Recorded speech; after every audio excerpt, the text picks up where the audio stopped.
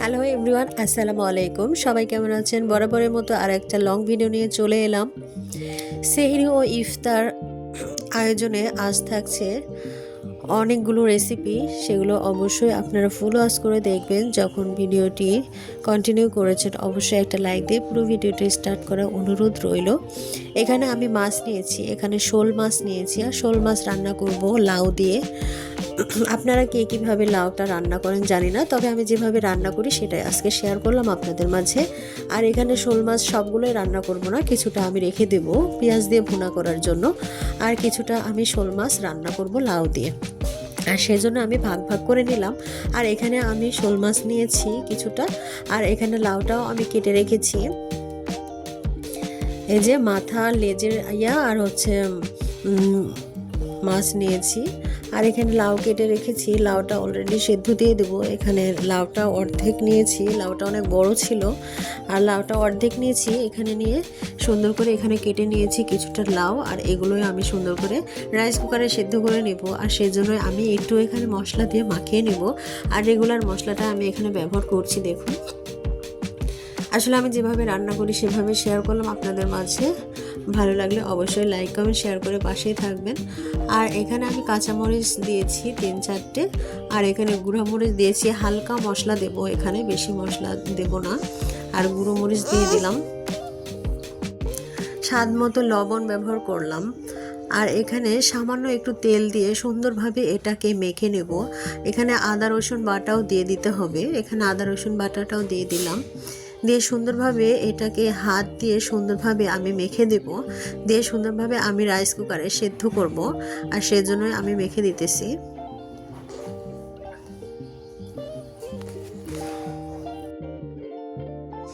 এভাবে হাত দিয়ে তরকারি মাখিয়ে রান্না করলে কিন্তু খুবই ভালো লাগে। আপনারা অনেকে তেলের উপরে ছেড়ে রান্না করেন, আমিও কিন্তু মাঝে মধ্যে ওইভাবে রান্না করি, আবার মাঝে মধ্যে দেখুন এভাবেও রান্না করি।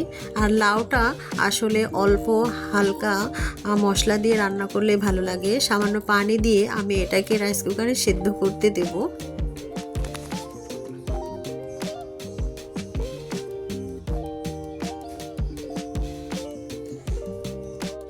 আর চুলায় একটা প্যান বসিয়ে দিয়েছি, দিয়ে এখানে পেঁয়াজ দিয়ে দিলাম। আর পেঁয়াজ দেওয়ার পরে এখানে সামান্য তেল দিয়ে আমি পেঁয়াজটাকে সুন্দরভাবে ভেজে নেব।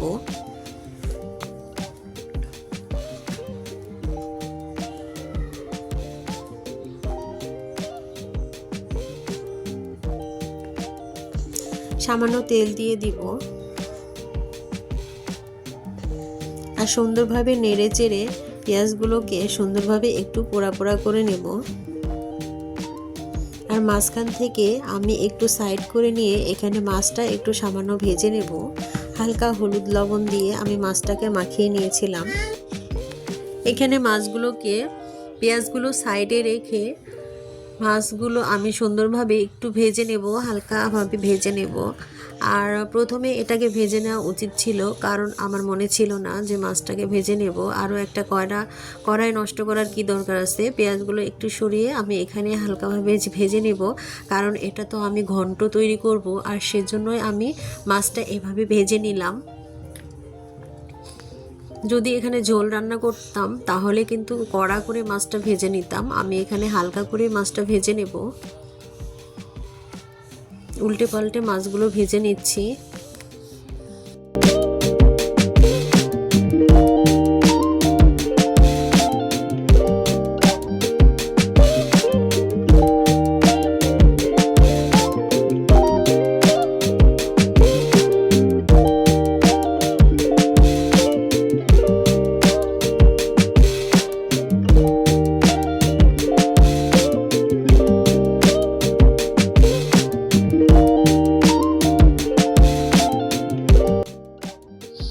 এখানে আরও একটু হলুদ, লবণ আর গুঁড়া মরিচের একটু পেস্ট বানিয়ে আমি দিয়ে দিলাম। মাছটার ভেতরে যেন সুন্দরভাবে সেদ্ধ হয় এবং ভেতরে পৌঁছায়। আর এই জন্যই আমি সবগুলোকে একত্রে করে একটু মাছটাকে কষিয়ে নেব।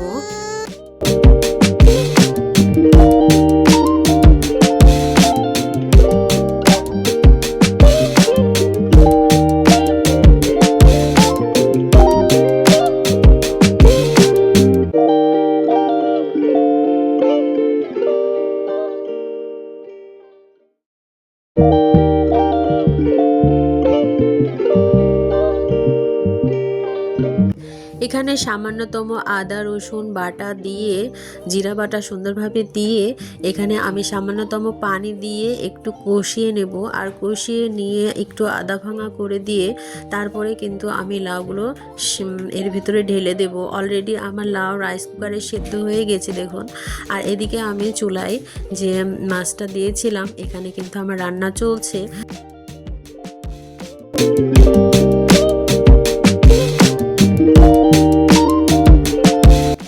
এখানে ঢাকনাটা উঠিয়ে নিলাম, একদম পানি শুকিয়ে গেছে। আর এই কারণে আমি এখানে সুন্দরভাবে নাড়াচাড়া করে এটাকে একটু ভাঙা ভাঙা করে নেব। আর সেজন্য একটু নাড়াচাড়া করে দিচ্ছি। দেখুন কালারটা অনেক সুন্দর এসেছে, তেল ছাড়িয়ে এসেছে মাছ থেকে। আর এখানে আমি মাছগুলোকে ভেঙে দেব। এভাবে কিন্তু রান্না করলে খুবই ভালো লাগে, আপনারাও ট্রাই করতে পারেন। আপনারা কিভাবে রান্না করেন আমি জানি না, তবে আমি এভাবে রান্না করি, মাঝে মধ্যে শেয়ার করলাম।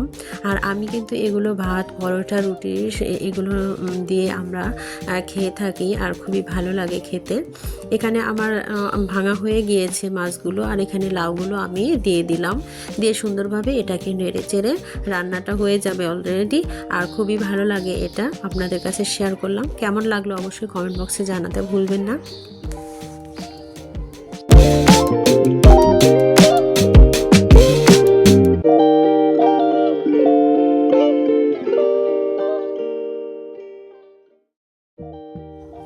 যারা অলরেডি ভিডিওর এ পর্যন্ত চলে এসেছেন, একটু লাইক দিতে ভুলে গেছেন, অবশ্যই একটা লাইক দিয়ে পুরো ভিডিওটা স্টার্ট করার অনুরোধ রইল।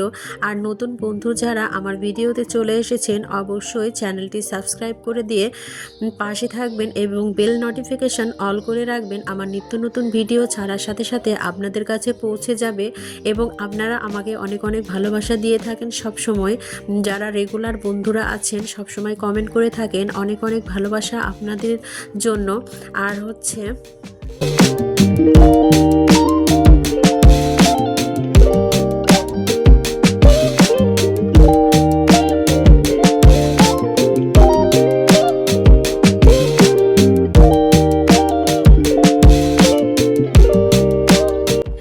লাউয়ের এই ঘন্ট কতটা লোভনীয় হয়েছে দেখুন। আমি সার্ভ করে আরও একটা পাতিলে বসে নিয়েছি। আর এখানে দেখুন কতটা লোভনীয় হয়েছে। ভাত, রুটি, পরোটা সব কিছুর সাথে আপনারা এভাবে তৈরি করে খেতে পারেন, খুবই ভালো লাগে খেতে। এ পর্যন্ত এই ভিডিওটি, পরবর্তী ভিডিও দেখার অনুরোধ রইল।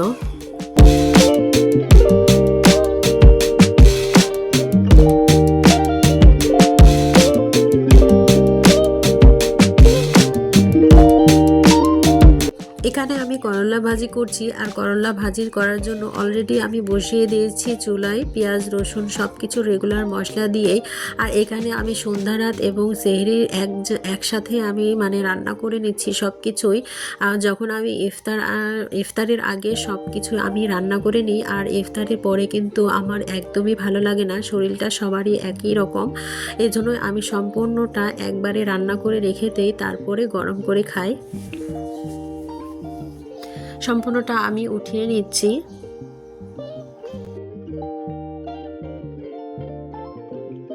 ইফতার আইটেম তৈরি করার জন্য আমি এখানে বেসন গুলিয়ে নিয়েছি। আর বেসনটা কিভাবে গুলিয়ে নিয়েছিলাম সেটা আপনাদের কাছে শেয়ার করি। প্রথমে বেসন দিয়েছি, তারপরে রেগুলার মশলা দেওয়ার পরে সুন্দরভাবে এটাকে 10 মিনিটের মতো ফেটিয়ে নিয়েছি। আর ফেটিয়ে নিলে কিন্তু এটা সুন্দরভাবে ফুলে ওঠে। দেখুন কতটা সুন্দরভাবে ফুলে উঠতেছে। এবং মুচমুচে হওয়ার জন্য কিছুটা চাউলের গুঁড়ি দিতে হবে, 2 চামচের মতো দিলেই কিন্তু খুব ভালোভাবে বেগুনিটা হয়ে যাবে। সেটা আপনাদের কাছে শেয়ার করা হয়নি। এখানে সুন্দরভাবে আমি তেলের উপর ভেজে নিচ্ছি। সব কিছুই আসলে ভিডিওতে দেওয়া যায় না, অনেক কিছুই রান্না করা হয় আর সব কিছুই ভিডিও করা যায় না।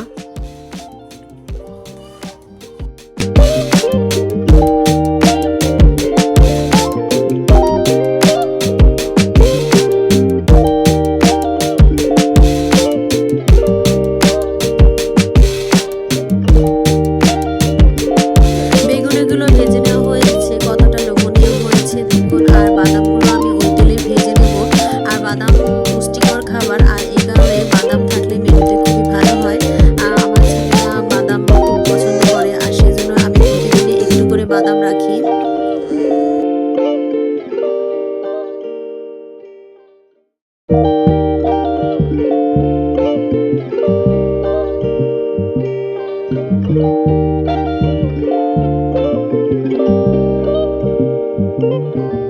এখানে ওই সামান্যতম একটু বেশি তেল দিয়ে দিয়েছি, আর দিয়ে এখানে আমি হচ্ছে আলুর পাঁপড়গুলো ভেজে নিচ্ছি। আলুর চিপসগুলো আমি বানিয়েছিলাম, সেটা আপনাদের সঙ্গে শেয়ার করা হয়নি। অবশ্যই ভিডিওটি নিয়ে আসবো, এডিটিংয়ের অভাবে ভিডিওটা নিয়ে আসা হয়নি।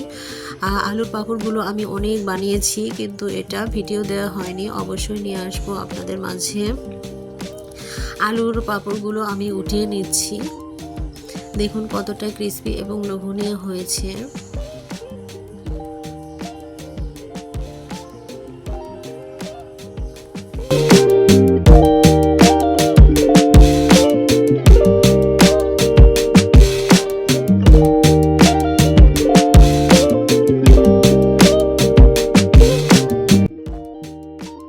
এখানে আমি পেঁয়াজও ভেজে নেব। যখন আমার হাতে সময় থাকে না এবং ডাল বাটাবাটির ঝামেলা লাগে, তখনই কিন্তু আমি এটা ঝটপট বানিয়ে ফেলি। এখানে আমি নিয়েছি পেঁয়াজ, আর পেঁয়াজ নেওয়ার পরে সামান্যতম গুঁড়ামরিচ, কাঁচামরিচ নিয়েছি। কাঁচামরিচ দেওয়ার পরে এখানে সামান্যতম বেসন দিয়ে দিলাম, আর রেগুলার মশলাগুলো আমি এখানে অ্যাড করব। গুঁড়ামরিচ, হলুদ, আর এখানে সামান্যতম লবণ স্বাদ মতো দিয়ে দেব। আর এখানে সামান্যতম বেকিং সোডাও অ্যাড করেছি এবং ম্যাজিক মশলাও ব্যবহার করেছি, যেটা হচ্ছে আমি সবসময় বানিয়ে রাখি। মানে দারুচিনি, এলাচ এগুলো মানে ব্লেন্ড করে রাখি, সেটা আমি অ্যাড করেছি। আর এখানে আমি অ্যাড করে দিলাম কালো জিরা। আর কালো জিরা কিন্তু অনেক পুষ্টিকর একটা খাবার, সব খাবারে আমি রাখি কালো জিরা দিয়ে। সম্পূর্ণটা আমি এখানে সব উপকরণ আমি এখানে মেখে নিব। আরেকটা কথা, আমি এখানে 2 চামচ হচ্ছে ময়দা ব্যবহার করেছি। এখানে চাউলের গুঁড়িটা আমার হাতের কাছে ছিল না, আপনারা দিতে পারেন। তবে এটা আমি সুন্দরভাবে আগে মাখিয়ে নেব। একদম শুকনা শুকনা করে মাখিয়ে নিতে হবে, সামান্যতম পানি, যাতে একটু ডো তৈরি করা যায়। আর সেই জন্যই সামান্যতম পানি হাতে করে নিয়ে এটাকে সুন্দর করে মেখে নিতে হবে। একদমই বেশি পানি দেওয়া যাবে না, একদম সুন্দরভাবে হালকা হাতে মেখে নিতে হবে। নেওয়ার পরে দেখতে হবে যে কিনা মুঠো আসছে কিনা। মুঠের মধ্যে যদি আসে সুন্দরভাবে, তাহলে এই পেঁয়াজুর ডোটা রেডি হয়ে যাবে।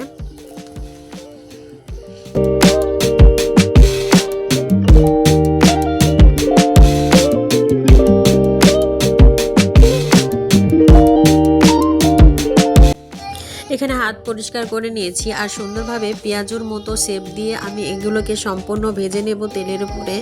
তেলটা গরম হয়ে গেছে অলরেডি, আর এখানে আমি সম্পূর্ণটা ভেজে নিচ্ছি। আমার ভিডিওটি আপনাদের কাছে কেমন লাগলো অবশ্যই কমেন্ট বক্সে জানাতে ভুলবেন না।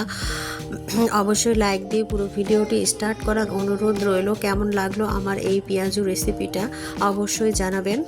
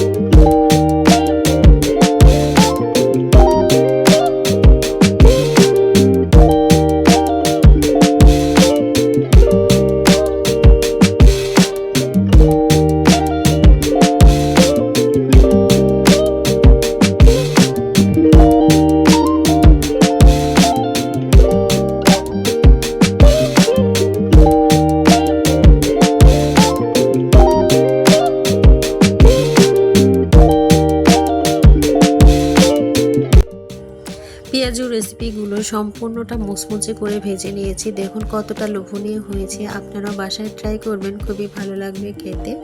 সবাই ভালো থাকবেন, সুস্থ থাকবেন। এ পর্যন্তই, আবারও দেখা হবে নেক্সট কোনো ভিডিওতে। সে পর্যন্ত সবাই ভালো থাকবেন, সুস্থ থাকবেন। আল্লাহ হাফিজ।